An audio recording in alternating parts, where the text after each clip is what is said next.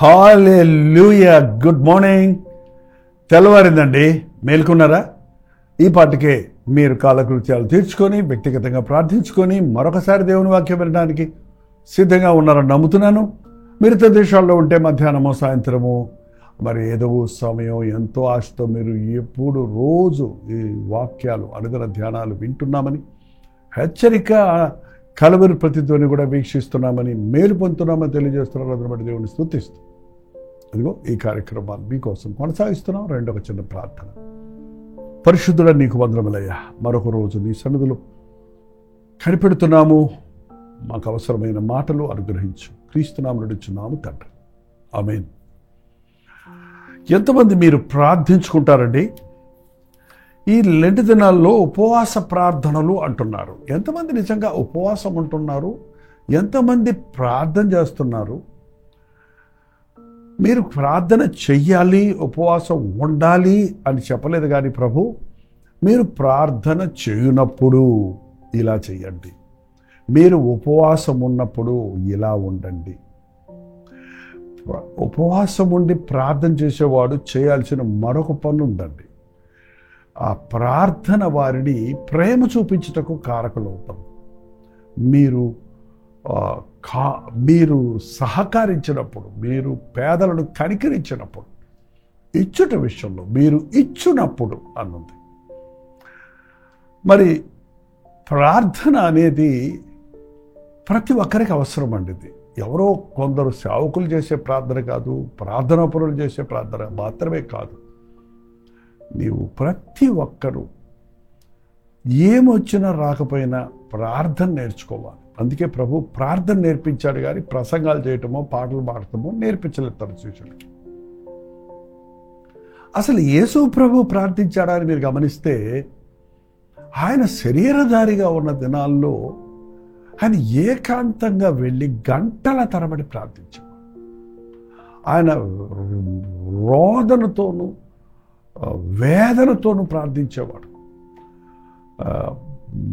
హెబ్రీలు రాసిన పత్రిక 5వ అధ్యాయం 8వ వచనంలో ఉంటుంది. ఆయన చాలా, ఒకసారి చదువుతాం చూడండి.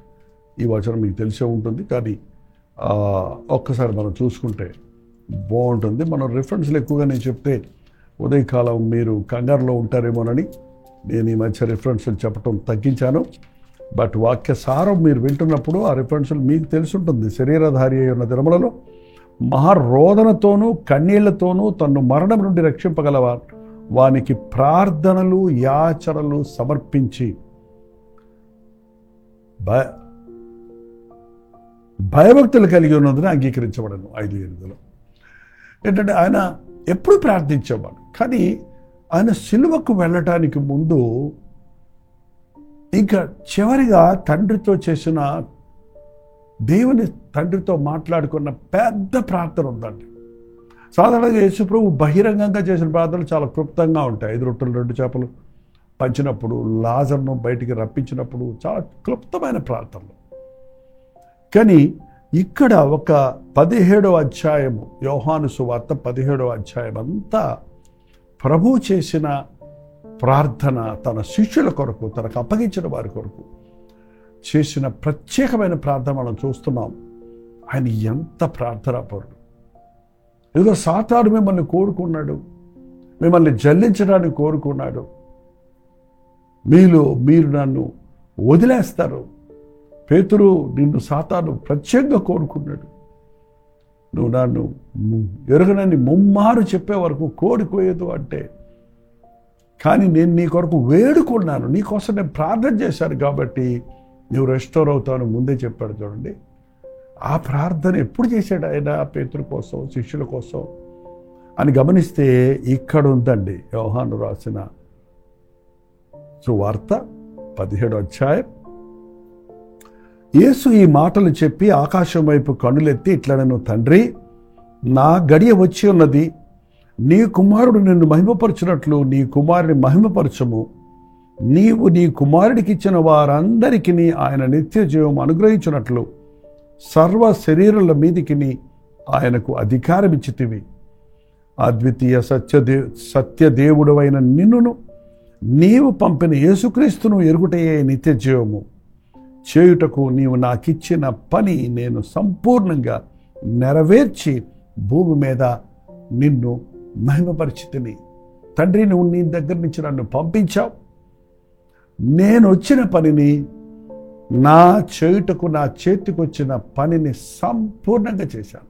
బంధించబడిన వారిని విడిపించాను, కృంగిన వారిని లేవనెత్తాను, దుఃఖితులను ఓదార్చాను, పడిన వారిని లేవనెత్తాను. నేను హితవస్త్రమును ప్రకటించాను, సువార్తను, పరలోక రాజ్యం మాటలు ప్రకటించాను. మరి నీ ప్రజల కొరకు నేను ప్రార్థించాను అని ఎన్నిసార్లు ఇక్కడ ప్రార్థన అనే మాట ఉందో మీరు గమనిస్తే, ఆయన చెప్పిన తండ్రితో మాట్లాడుకుంటున్న ఆ విధానాన్ని మీరు గమనిస్తే, మీరు దయచేసి ఈ అధ్యాయం ఈ రోజంతా చదివి ధ్యానించండి.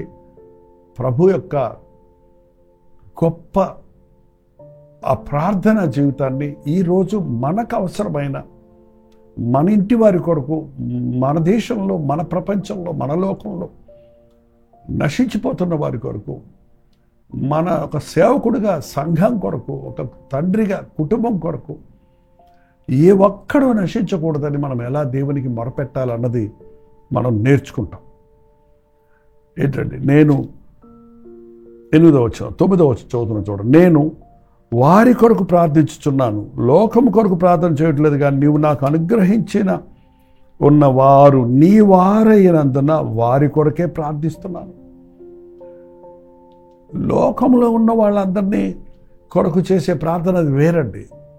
కానీ దేవుడు నీకు ఇచ్చిన వారి కొరకు, నీ ఇంటి వారి కొరకు నువ్వు ప్రత్యేకంగా ప్రార్థించు. దేవుని బిడ్డల కోసం ప్రార్థించాలి. వాళ్ళు దేవుని బిడ్డల కోసం ప్రార్థన చేయట్లేదండి. దేవుడు కోరుకున్న వారినే సాతాను కోరుకుంటాడు. దేవుడు ఏర్పరచుకున్న వాడినే సాతాను డిస్టర్బ్ చేస్తాడు, శోధిస్తాడు, వెనక్కి లావడానికి ప్రయత్నిస్తాడు. చూసారా, పేతురుని కోరుకున్నాడు సాతాను. ఎందుకు? పేతురు ద్వారా దేవుడు గొప్ప కార్యాలు చేయాలనుకున్నాడు. పేతురుతోటి నీ మీద నా సంఘము కట్టెదును అన్నాడు. ఆయన పేతురు అంటే పేతురు మీద కట్టడం కాదండి, పేతురు కన్ఫెస్ చేశాడు కదా, నీవు సజీవుడైన దేవుని కుమారుడివి అనే దాని మీద, అనే అంశం మీద, అనే సత్యం మీద నేను నాయకుడిగా చేస్తానని చెప్పాడు. కాబట్టి పేతురుని కోరుకొని చిన్నపిల్లలు వచ్చి, స్త్రీలు వచ్చి, నువ్వు ప్రభుతో ఉన్నావంటే నేను లేనుని బొంకేటట్టుగా శోధించాడు చూడండి. కానీ ప్రభు ప్రార్థించాడు కాబట్టి పేతురు తిరిగి పశ్చాత్తాపడడానికి అవకాశం వచ్చింది. మన ఇళ్లలో ఉన్న పిల్లలు దేవునికి లోబడతారని గ్యారంటీ లేదండి. పాస్టర్ గారి పిల్లలే పనికిమాలినోళ్ళు అయిపోతున్నారు. విశ్వాసుల కుటుంబాల్లో నుంచే విపరీతమైన వ్యక్తులు సిద్ధమవుతున్నారు. సంఘాలలో నుండే యూదా ఇస్కరియోతు లాంటి వారు, గెహాజీ లాంటి వారు ఇవాళ భయంకరంగా బయలుదేరుతున్నారు. కాపరిగా మనం అట్టి వారి కొరకు ప్రార్థించాలి. వారిని అపవాది ముట్టకూడనట్లుగా ప్రార్థించాలి. మనం ప్రార్థిస్తే దేవుడు మనకిచ్చిన వారు ఒకవేళ సాతాను చేత శోధించబడతారేమో, లొంగుతారేమో, కానీ అందులో ఉండలేరు. దేవుడు విడిపిస్తాడు.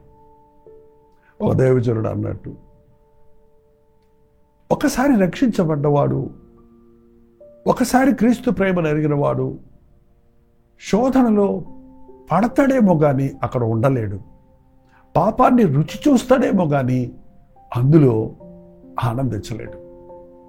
వాడు తిరిగి తప్పిపోయిన కుమారుడిలాగా తప్పక తిరిగి వస్తాడు. ఎప్పుడు? నువ్వు ప్రార్థిస్తున్నప్పుడు. ఆ తండ్రి కుమారుడిని వెతుక్కుంటూ వెళ్ళలేదు, కానీ ఆ 2 సంవత్సరములు ఆ కుమారుడు తిరిగి రావాలని దేవుడిచ్చిన నా కుమారుడు సాతాను వాడు కాకూడదని మొరపెట్టున్నాడు అన్నమాట. అందుకే ఎదురు చూస్తూ ఉన్నాడు, వచ్చిన వెంటనే రిసీవ్ చేసుకున్నాడు. ఇవాళ నీ ఇంటి వారందరి కోసం మీరు ప్రార్థిస్తున్నారా? సంఘములో ఉన్న విశ్వాసులు ఒకరికొరకొకరు ప్రార్థించుకుంటున్నారా? సంఘాలలో కొత్త వారు అనేకులు చేరుతుండగా పాతవారు జారటం అనేది మీరు గమనిస్తున్నారా? అనేక మంది గర్విష్ఠులైపోవటం అనేది గుర్తిస్తున్నారా? అనేక మంది పాపపు ఇచ్చలకు లోక ఆశలకు గురైపోతున్నారు అన్నది గుర్తిస్తున్నారా? అలాగైతే మనం మన సంఘస్థుల కొరకు, మన కుటుంబీకుల కొరకు, దేవుడి చేతుల్లో బహుగా వాడబడుతున్న దైవజనుల కొరకు ప్రార్థించాలి. ప్రభు ప్రార్థిస్తున్నాడు, అయ్యా నీవు నాకు ఇచ్చిన మాటలు నేను వారికి ఇచ్చాను. నేను నీ మాటలలో నిలిచినట్లు వాడు కూడా నీ మాటల్లో నిలిచుండేటట్టు చేయి. నీకు నాకు ఉన్న అనుసంబంధము ఈరోజు నీవు నాకు ఇచ్చిన వారందరూ నీతోనూ నాతోనూ ఐక్యత కలిగిన వారిగా ఉండడానికి సహాయం చేయి. అంతేకాదు వారిలో వారు ఐక్యత కలిగి ఉండడానికి సహాయం చేయి.